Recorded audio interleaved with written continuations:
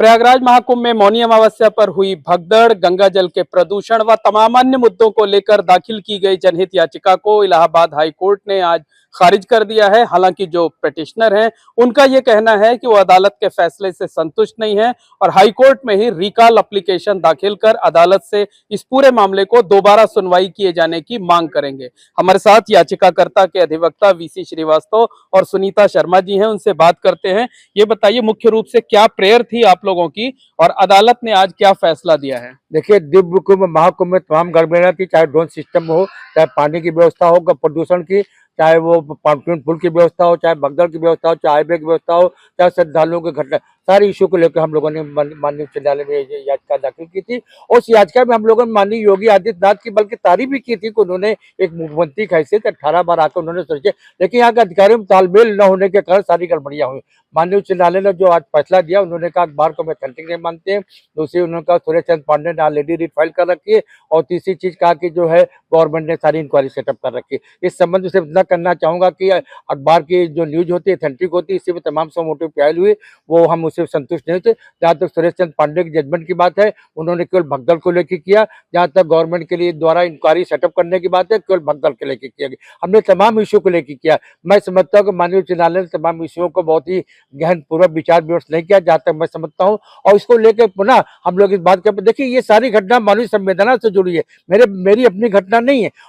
और अगर कोर्ट इस बात को नहीं मानती है कि साहब हम अखबार के कटिंग नहीं मानते, तो सवाल है पूरे शहर में जितने सीसीटीवी कैमरा लगे उसको मंगा लीजिए, आप पेन ड्राइव मंगा लीजिए। अगर सारी घटनाएं अगर सही नहीं निकले तो then I will be out of the court. इस तरीके की चीजें नहीं होती है। अब क्या करेंगे इस मामले में अब आगे? देखिए, मैं इसकी रिव्यू निकाल करूंगा, कोर्ट से कहूंगा देखिए आपका जजमेंट जो है बहुत तार्किक नहीं है, क्योंकि दोनों जजमेंट सारे फैक्ट को इग्नोर करके लिए और उनको एक बार फिर से बहस करने की कोशिश करूंगा। अगर कोर्ट मान जाती है तो ठीक है, अदरवाइज सुप्रीम कोर्ट जाऊंगा। कि सुप्रीम कोर्ट में ऑलरेडी इस बात को लेकर याचिका दाखिल की गई थी और सुप्रीम कोर्ट ने कहा था हाई कोर्ट जाइए। हम लोग हाई कोर्ट आए। अब हाई कोर्ट अगर हमारी बात नहीं सुनती, नहीं मानती, तो सुप्रीम कोर्ट जाएंगे, लेकिन एक बार फिर प्रयास करेंगे इलाहाबाद हाई कोर्ट में पुनः इसी कोर्ट। मतलब मुख्य रूप से भगदड़ की घटना, गंगा जल के प्रदूषण और जो कुछ अन्य अव्यवस्थाएं कथित तौर पर थी, जिसमें पांटून पुल बंद होना, उन सारी चीजों को आपने इश्यू बनाया था। ड्रोन सिस्टम को बनाया था, राम भद्राचार्य और धीरेन्द्र शास्त्री का बयान को लेकर बनाया था, 9 बजे पलटी उसको लेकर बनाया था, तमाम वो ढाबे की व्यवस्था को लेकर बनाया था, तमाम किराए ऊंची किराए में होटल,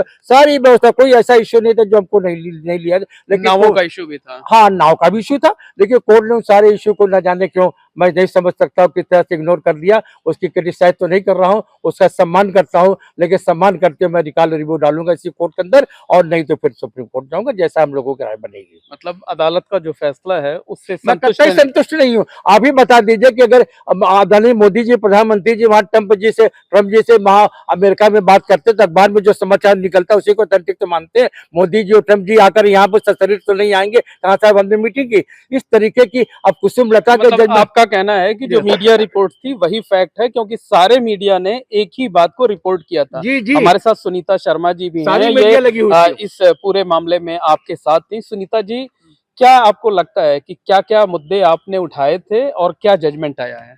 देखिए, मुद्दा तो कई था। एक तो गंगा जी के पानी को लेकर था। हेता पट्टी के पास जो है बहुत काला पानी था और सीपीसीबी की रिपोर्ट भी यही है कि जो है गंगा जल, सेंट्रल पोल्यूशन बोर्ड की रिपोर्ट भी एनजीटी में दी गई कि पानी जो है मानने के अनुसार नहीं था, उसमें फीकल कॉलीफॉर्म था और उसमें बीओडी भी कम थी और पानी नहाने लायक, पीने लायक भी नहीं था। एनजीटी में ये केस अभी भी चल रहा है। दूसरा, हमारा पॉन्टून पुल बंद होने का था।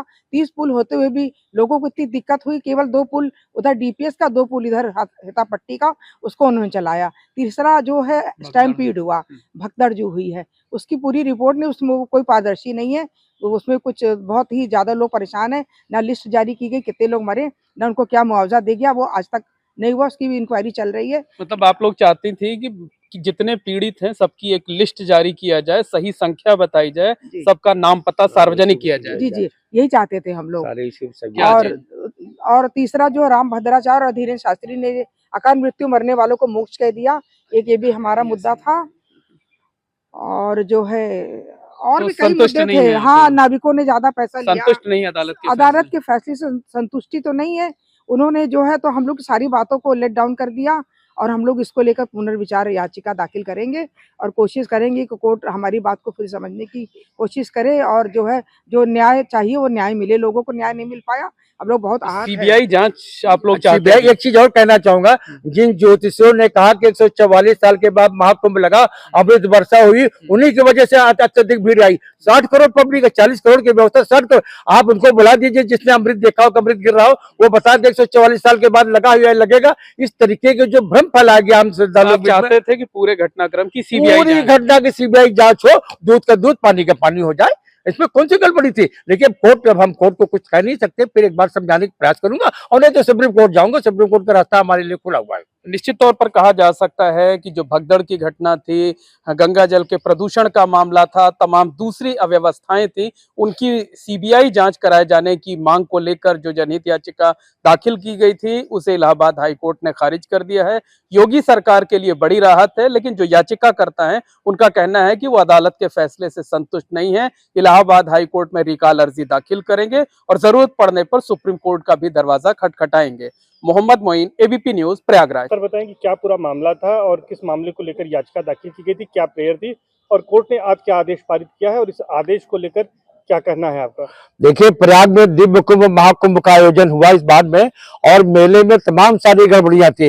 जो प्रशासनिक अफसरों का तालमेल नहीं था, गंगा का पानी बहुत प्रदूषित था, ड्रोन सिस्टम काम नहीं कर रहा था, पॉन्टून पुल अधिकांशतः बंद थे, नाले तमाम बंद चल रहे थे, टेंडरी चल रही थी गंगा का पानी। और 29 जनवरी को जो भगदड़ हुआ, उसमें तमाम सारे लोग मर गए, और नाव की मनमानी वसूली, श्रद्धालुओं के रास्ते के तमाम वसूली, और कितनी आय व्यय हुई उत्तर प्रदेश सरकार को, उसके हिसाब को लेकर जनहित याचिका माननीय उच्च न्यायालय में दाखिल की गई।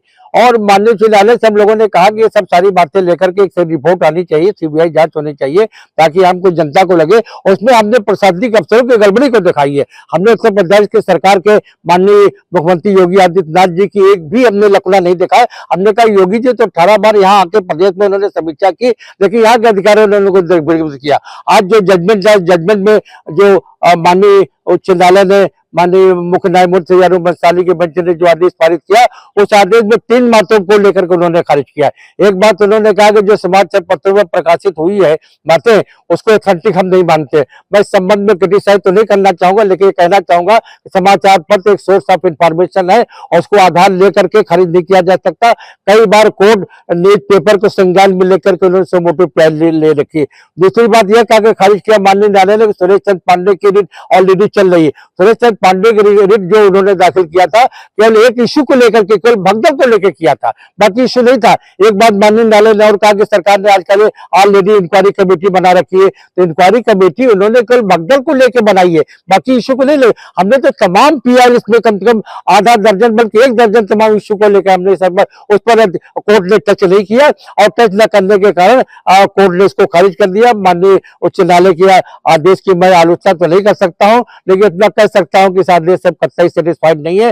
सबसे पहले हम लोग रिकॉल एप्लीकेशन डालेंगे इसी कोर्ट में, और उसके बाद अगर रिकॉल खारिज होगी तो सुप्रीम कोर्ट जाएंगे, क्योंकि ये सारी घटनाएं जो हमने उठाई है इस में मानवीय संवेदना से जुड़ी हुई घटनाएं हैं। इसमें करोड़ों अरबों रुपए का घोटाला हुआ, कितने हजार लोग मर गए, आज तक उनके लिस्ट आपने प्रकाशन नहीं किया, उनको कोई सुविधा नहीं दी गई। लोग यहाँ तक बताते हैं कि लाशें जो गंगा में फेंक दी गई और जमीनों में गाड़ दी गई और जेसीबी मशीन से उठा दी गई। ये सब सारी बातें, हालांकि हमने इस बात को बहुत पोशीदा ढंग से माननीय उच्च न्यायालय में कहा, लेकिन मैं नहीं समझता कि माननीय उच्च न्यायालय ने हम लोगों की बात को कहीं कंसीडर किया। ठीक है, ये कोर्ट है जो उन्होंने जजमेंट किया, कोई बात नहीं है, हम उसकी रिकॉल डालेंगे। और रिकॉल में मैं कोर्ट से ये कहूंगा कि साहब, पूरे इलाहाबाद के अंदर जगह जगह जो सीसीटीवी कैमरे लगे थे, उस कैमरे से फोटोग्राफ मंगा लीजिए आप। अगर न्यूज पेपर में दिए गए आधार पर जो हमने याचिका दाखिल की है, अगर उसमें कहीं भी गड़बड़ी हो तो आप कास्ट लगा के कोई जुर्माना करिए, लेकिन जितनी भी घटनाएं हमने इंगित की है याचिका में, सब सीसीटीवी कैमरे में मौजूद है। और इलाहाबाद के तमाम समाचार पत्रों ने भी प्रकाशित, भी समाचार पत्रों में प्रकाशित समाचार है, वो कहीं एक जगह से गलत नहीं, उसको आप डिनाई नहीं कर सकते। तो मैं माननीय उच्च न्यायालय के इस आदेश से कतई संतुष्ट नहीं हूँ। मैं पहले रिकॉल डालूंगा तो शीघ्र इसमें हम पेन ड्राइव भी देंगे, और उसके बाद जरूरत पड़ेगी तो मैं माननीय सर्वोच्च न्यायालय में जाऊंगा। इस याचिका को मैंने, सुनीता शर्मा एडवोकेट, अमोद श्रीवास्तव ने, केसर सिंह पटेल, कमलेश सिंह, योगेंद्र कुमार पांडे जी आज के तब दाखिल किया था। मैं विजय सिंह श्रीवास्तव एडवोकेट, जनहित याचिका का अधिवक्ता। देखिए, जो अभी महाकुंभ हुआ था, उस कुंभ मेले में जो तमाम गड़बड़ियां हो गई थी, उसके लेकर हम लोग ने एक रिट दाखिल की थी, जो उसमें वकील साहब विजय चंद्र श्रीवास्तव जी थे, अमूल थे, और पिटिशन में केसर थे, योगेंद्र पांडे और कमलेश दादा थे। तो इसमें जो है तो गड़बड़ियाँ ये थी कि पॉन्टून पुल ये बंद कर दे रहे थे, जिसकी वजह से लोगों को आवागमन बहुत दिक्कत हुई। 30 पॉन्टून पुल होते हुए भी 4 पुल खुल रहे थे केवल। गंगा पोल्यूशन में गंगा का पानी भी गंदा था, इधर रेता पट्टी की तरफ एकदम काला पानी था। और उसके अलावा जो भगदड़ मची थी उसमें अभी तक लिस्ट नहीं जारी की गई कि कितने लोगों की मौत हुई और कितने लोगों को वो क्या मुआवजा दे रहे हैं।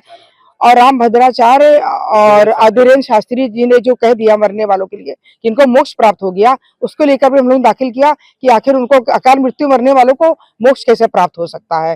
तो इन सबको लेके हाईकोर्ट के जज साहब सीजे अरुण भंसाली और क्षितिज शैलेंद्र जी के यहाँ सुनवाई हुई और ये ऑर्डर रिजर्व कर लिया गया था और आज जो है उसको खारिज कर दिया गया। तो इसमें जो खारिज किया गया न्यूज़पेपर को उन्होंने ऑथेंटिक नहीं माना, जबकि सारी न्यूज़पेपर ने एक ही रिपोर्टिंग की, तो उसको उस पर शक नहीं हो सकता।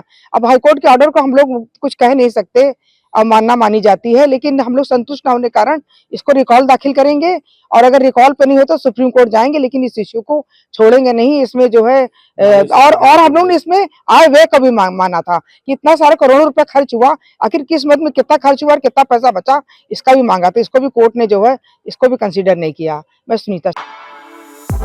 For exclusive and insightful videos, subscribe to our new channel ABP Live Premium.